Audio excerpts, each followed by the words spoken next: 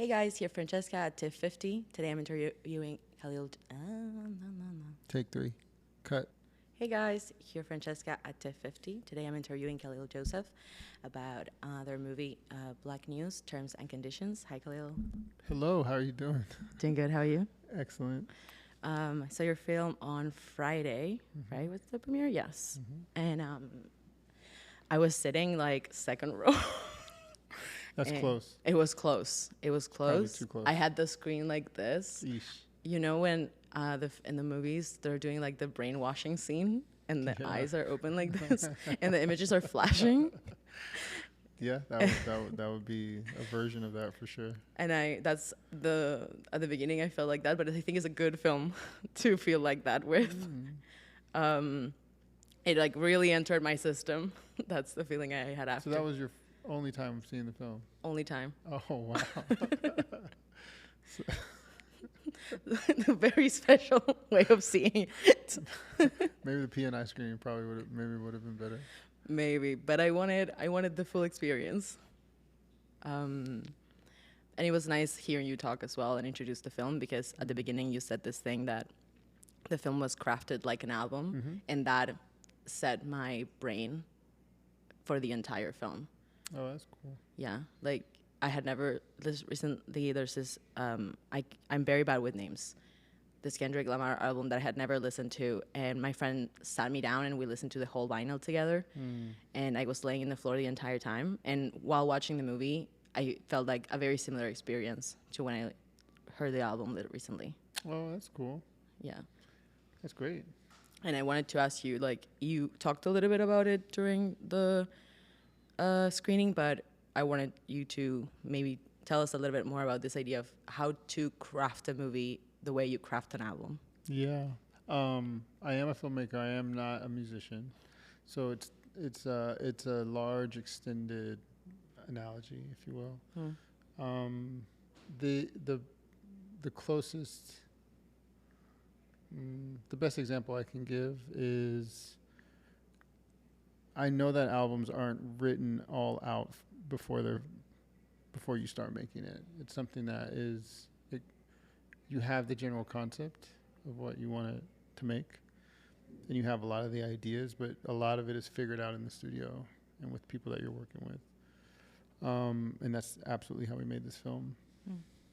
Also, I wanted to feature other people in my film in a way that felt like how features are on an album. There was a lot of reference for me for Miles Davis's album, Kinda Blue. And some of my favorite moments on that album aren't his as a musician. It's like Bill Evans or John Coltrane. And the way jazz music typically is composed, which I really enjoy, is you kind of give space to other musicians to be themselves within the context of the song and the concept of the music and the album. And that's what I did with the other filmmakers. So I featured other filmmakers in addition to other musicians, artists, designers, and stuff on the film. But ultimately, it's my album, my film. This is my first time seeing your work, and I am very excited to see more afterwards. And I wanted to ask you, there were some fans in the audience, and they were talking about your previous work, and it is clear that you make a lot of collaboration. Collaboration is key. So I wanted to ask you, like, how did the collaboration go in the film? Like, we were just, like, going... Sure. Like, if you want to... Yeah. Well, filmmaking is a collaboration, too, even in a traditional context. Any good director will tell you that it's a huge conversation with the actors and the production designer and the cinematographer, and that didn't change either. I think I just slightly shifted the expectations of the collaborations. What way? Meaning, if everyone from the actors included understands that this is a process of figuring out and understanding, it frees them up from their typical expectation of how a film is made. Like we were editing stuff while we were developing. original idea. There's a lot of archival moments in the film, so we started that process before we even had some of the basic concepts that ended up being the scripted moment. So throughout the whole process, we were always in pre-production, production, and post-production, which is unusual, you know. And it also helped the studios wrap their heads around what I was doing, and to kind of alleviate certain expectations about what early cuts look like, you know. I don't know. I go to art school, you know, so there's a lot of like understandings of what does a film make. A lot of times, like filmmaking and being an artist feel very separate in that in the conversations we have. Do you think those things are like? How do you think those things influence each other? Do you feel more an artist? How do they influence? I mean, a painter is a very different discipline than a photographer is a very different discipline as a video artist. I think every discipline requires its own set of rigor and skills required. So I think all artists, I think we're all writers, in my opinion, are artists, right? So filmmaking is just very like resource dependent and typically requires a lot of people, where painting does not, photography does not. That's probably the biggest difference, is the amount of resources one typically needs, the amount of people. So leadership and collaboration become much more, and communication become much more important, where a painter can kind of be on their head, where a filmmaker really has to learn how to communicate with the actor, communicate with the cinematographer, communicate with the editor, and they all have their own different sets of ways, like terms and technology that they're using, and like how long it takes for an edit is different than how long an actor has to kind of turn it on. So communication is probably the biggest skill or tool that I would tell any young filmmaker that they need to figure out. And it's not anything that anyone's going to tell you. You got to figure out one's leadership style pretty quick.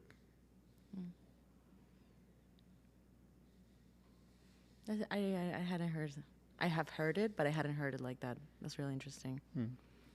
I asked about the artist part because when you describe the process, it sounds more like the process of what we usually associate with the process of an artist. This like kind of non-linear, simultaneous process. While film other times requires like pre-production. Yeah. Like, yeah, just. Yeah. Filmmaking is a very organizational chaos. There's also no barrier to entry for filmmaking. You know, to be like an artist in the gallery or museum space, let's just say a professional artist, it's just, the terms are very different. You don't need, people aren't buying tickets, people aren't streaming your work. So who deems you successful and what, or if you're a good artist or not, isn't necessarily who can draw the best or who can make the best sculptures, where film is film is a popular art. So the biggest filmmakers in the world, let's say, a lot of people watch their movies. They make people a lot of money. So that's also a big difference that interests me, to be honest. It's not a small group of people who are determining who's successful. It's actually the public, who is. So you're in dealing with like this very popular art form. You also are like, you've made multiple like music videos with other Black artists. Like, do you think that collaboration also informs your filmmaking currently? Sure. Yeah, I mean, that's what made me so comfortable and confident to use the album concept.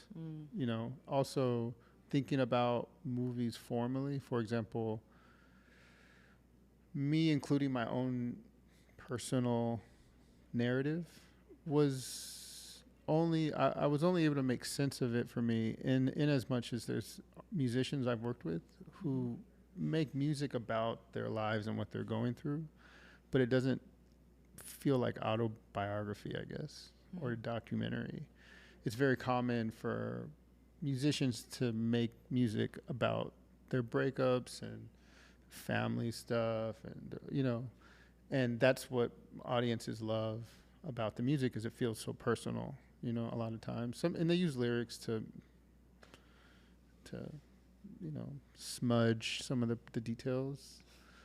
And I thought about my own personal narrative in context to how musicians make music about their own lives, and how that kind of reaches their audiences generally a lot stronger than, songs about generic ideas. Yeah. I had a feeling with this film and I've noticed it in a few films, that it's the first time I see so many movies at the same time that all were made sort of simultaneously. And there's a lot of post-apocalyptic, alternative futures, current apocalyptic stories going on. And I was curious about why choose this kind of story now for you. What do you mean, this kind of story? We have, like, in the film, we have an alternative history going on in a way. Like, you go back and we have the transatlantic ship, and like it feels very present. I don't know how far into the future it is, how close to the present, how far in the past, but it has this like possible present going on in it. Yeah, for sure. That's a good way to put it. We say future present, but possible present is also kind of cool. It's kind of the same thing. That's a good question.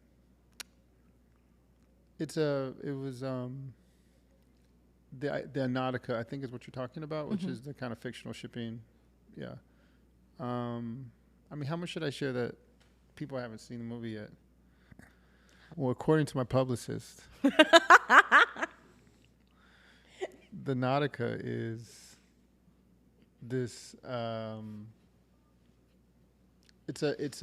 Honestly, it's a special and very rich idea that encompasses so many things that I'm interested in a way that allows people's minds to,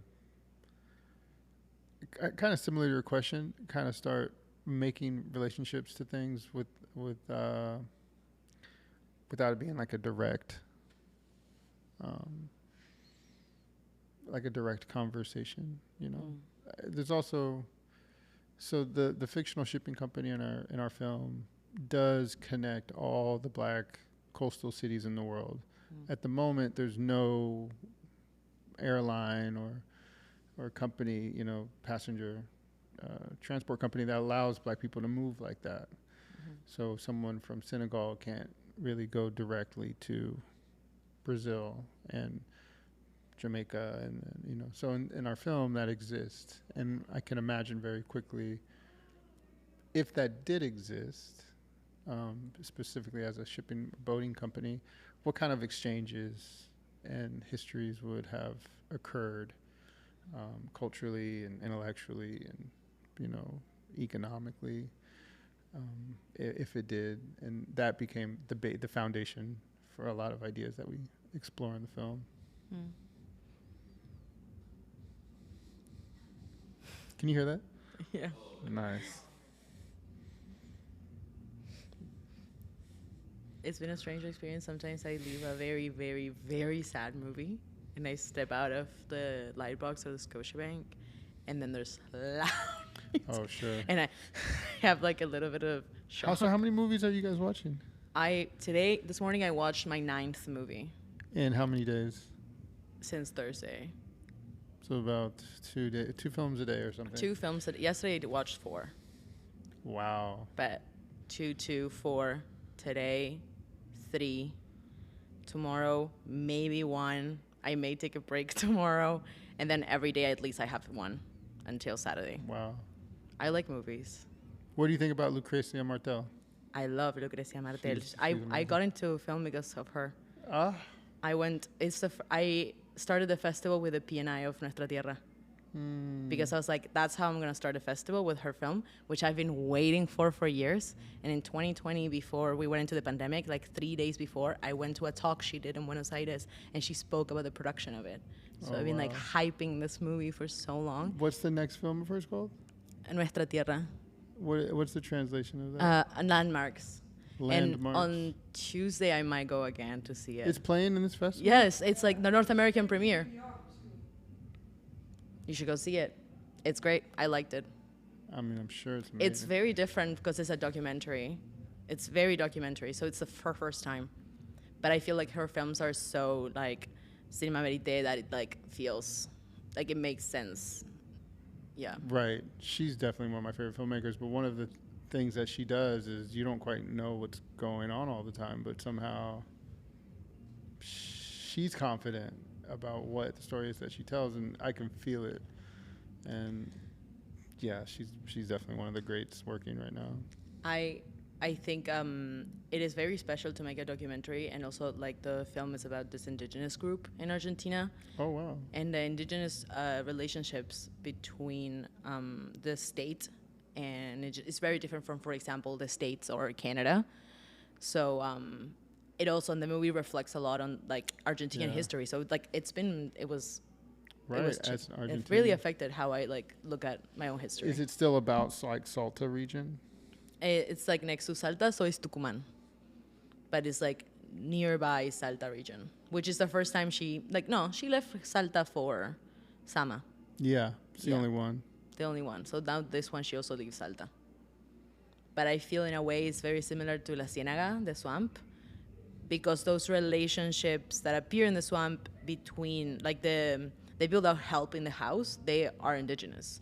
So like those things, those kind of stories that were happening in that film sort of reappear again in a way, but it like in actual life. Interesting. She's a master. I love her so much. She's a Lucretia Martel. Lucrecia Martel. Go see her films. Go see her films. If you don't see mine, go see hers. My dream was to interview her, but she doesn't do interviews. Really? We emailed anyways. Yeah. I mean, it makes me rethink all of this.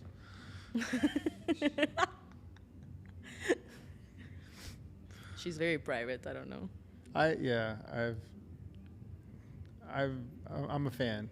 I'll just say that. I met her when I was 16, and I was crying so much I couldn't speak. Wow. And I asked her for a hug, and she was like, okay. And she hugged me. Wow. And then I left. In Argentina? In Argentina. She had been giving the talk was supposed to start at 4 p.m., started at 7 p.m. We ended at 12:30 a.m.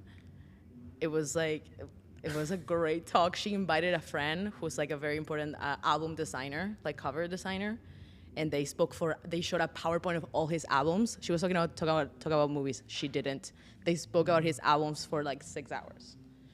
It was amazing. No, she's brilliant. And like the room had a capacity, but they had brought even more people in, so people was sitting on the stage next to her. Very Argentina. I was very interested in this idea of the encyclopedia. You mentioned that it came in later, which for me was like the encyclopedia is what. Can we talk about the encyclopedia? Sure. The encyclopedia in the movie, is that okay?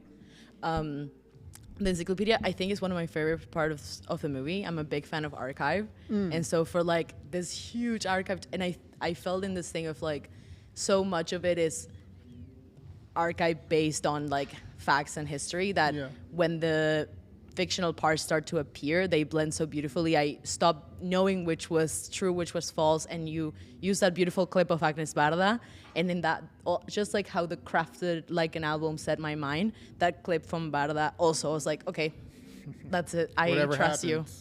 It's a film, yeah, totally. The encyclopedia did come in late. It was also like a gift from the gods in a way, because I was more interested in Du Bois, and it's, as we know, who he was working on the encyclopedia late in his life, so it made sense in the context of my interest in Du Bois that it also makes sense as a narrative device, as you mentioned, but it also, more importantly, why I think it's a real gift is because the one that I had in my house, which I didn't quite realize until we were in the edit, was inscribed to my father, to my brother, both who passed away. And by opening the film with that information, I've completely changed the emotional register of probably the most, one of the most unemotional books that you could have on the shelf. You know, it's like the most objective and kind of cold presentation of ideas and facts that exist. You know, there's no POV to an encyclopedia. So, yeah. I found it curious because, yeah, the encyclopedia guided me. It was the light that guided me through the movie in a way. So like to find out that it came in so much later, I'm curious what came before the encyclopedia in any case. Well, just like a regular encyclopedia, the stuff that fills an encyclopedia came first. You know. Oh. You know. Really? Yeah, an encyclopedia is just a structural format. Okay. It's literally just those entries is what kind of defines the language of the, you know, for instance, if you just take those entries out, the movie kind of has a different type of hold on your, like how you structure it in your brain. Yeah. I think it would be more collage, less sampling if there was no encyclopedia. Yeah. I mean, at one point we had the names of the tracks, like as these black title cards, because the movie is broken up into 20 distinct tracks. And that was probably too structured.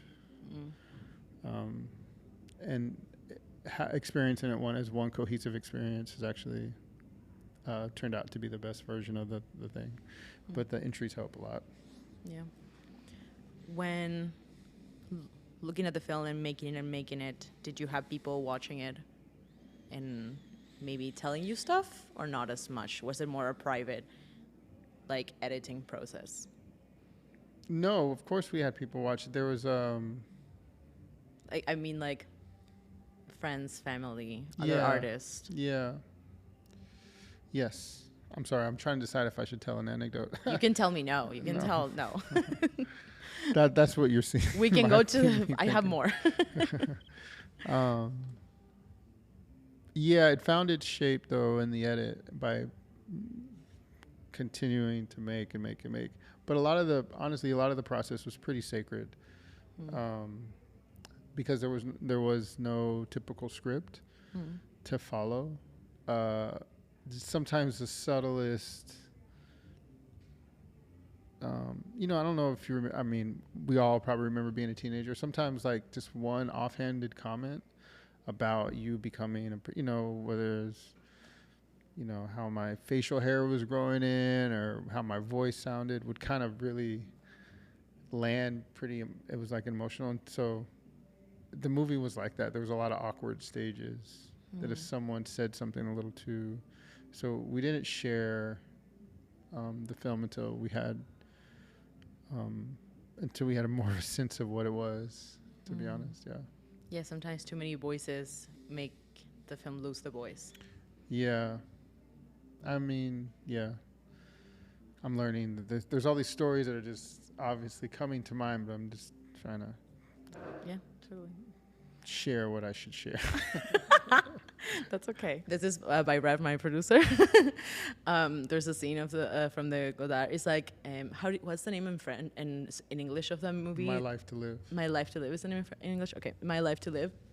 And you changed the subtitles. Yes. How does that go? Like changing in a way history, changing filmmaking history. Totally. Where do those choices come from?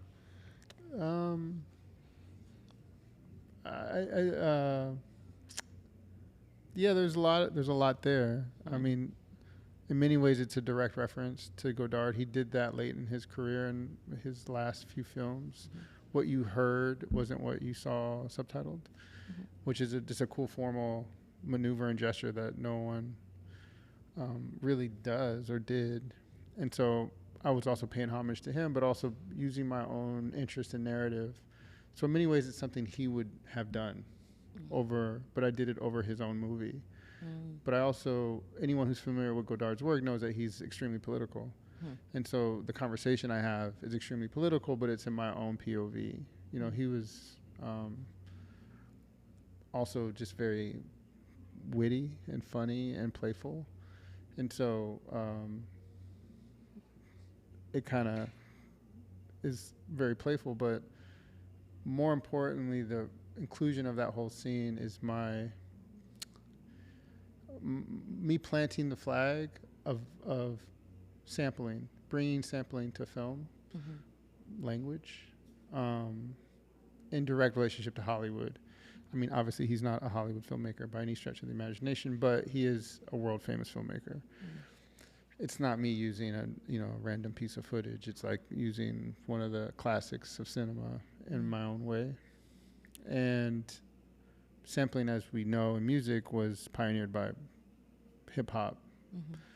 And I think some of the most genius samplers of all time are RZA from Wu-Tang and Jay Dilla, both producers, hip hop producers. And those, within the context of the conversation, there's direct references to both RZA and Wu-Tang, but also the song that we hear playing is like one of Jay Dilla's most famous samples from his album Donuts. So that whole scene is very rich for me, but as an audience member, it's just enjoyable to watch. And that was my goal all along with making it like an album. As a musician, you have all these lyrics, you have all these things that you're trying to say, but most people just like the song. They don't care necessarily what the lyrics are. And if you really love the song, you can go deep with the lyrics and love it more. But, you can like Bob Marley's music and not really know what he's talking about, Yeah. Oh, that's so cool. Yeah, I feel sometimes there's this thing of like making movies are very popular, but also there's how do we make people watch movies? That like almost contradictory question. I think that you've found something with this, thinking it as an album. Thank you. I appreciate it. I'm excited to make more films.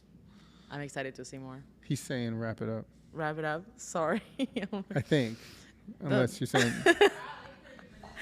Okay. I don't know if maybe it was like we run around the block or something. You guys are going in circles.